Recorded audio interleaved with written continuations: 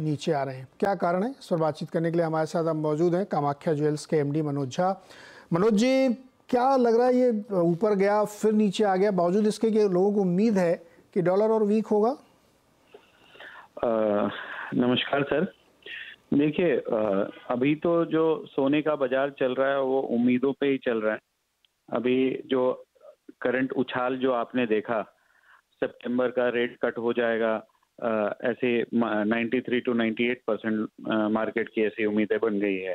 दूसरा, Donald Trump के आने के जो चांसेस है वो बहुत हाई हो गए हैं, तो उस सपोर्ट में भी मार्केट बहुत आगे बढ़ गई है, क्योंकि डोनाल्ड ट्रंप जो है वो कहीं ना कहीं जब जो उनके पॉलिसीज हैं उससे हमेशा डॉलर वीक होता है और हमारा गोल्ड को काफी उसका सपोर्ट मिलता है, क्योंकि वो टैक्स रिडक्शन का एडवोकेसी करते हैं, इंक्रीज टैरिफ का वकालत करते हैं, तो लो इंटरेस्ट रेट करना चाहते हैं।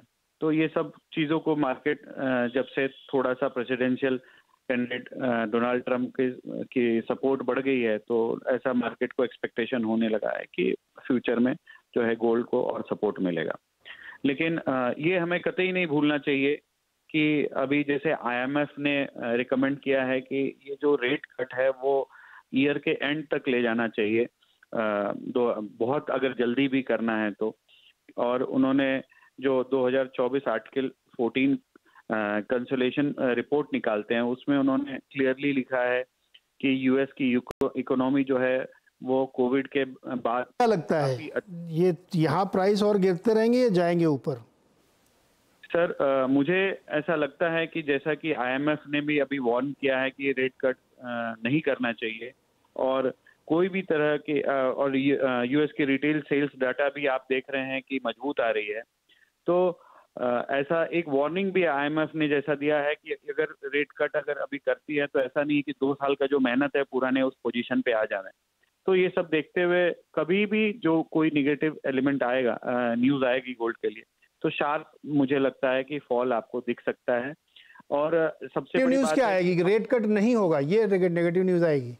नहीं, रेट कट नहीं होगी ऐसी कोई भी गोल्ड के लिए अगर न्यूज आती है, बहुत सारी जियोपॉलिटिकल टेंशन्स हैं, रेट कट्स को लेकर रहती है, कोई भी ऐसी न्यूज आई तब प्रॉफिट बुकिंग होती है, और यहाँ पे एक हेल्दी प्रॉफिट बुकिंग की बहुत ही जरूरत है मार्केट को। और मुझे लगता है कि अपसाइड मूवमेंट जो है यहाँ से वो आपके पास लिमिटेड है, $70-80 $100 का है, लेकिन जो डाउनसाइड मूवमेंट का जगह है वो $200 के आसपास का है।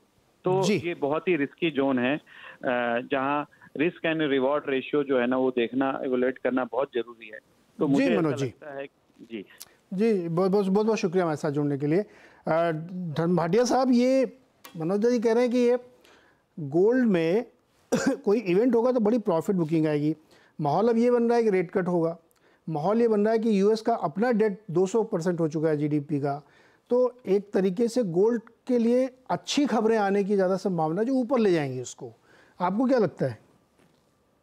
देखिए, अगर आप ये हफ्ते की वॉलेटिलिटी देखें तो सोने में ऑलमोस्ट $200 की वॉलेटिलिटी एक तरफ आई थी।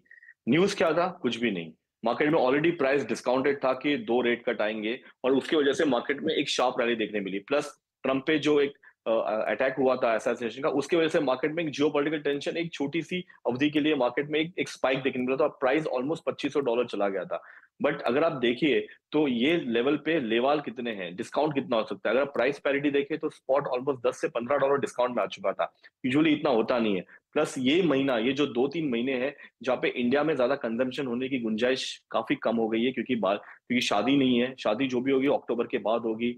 तो मेरे हिसाब से कहीं ना कहीं डिमांड सप्लाई रेशियो के हिसाब से भी मार्केट में एक रेशियोस काफी वाइडन हो चुका था, और यही हुआ। मार्केट में आप देखिए तो ऑलमोस्ट $70 की गिरावट आपको देखने मिली है।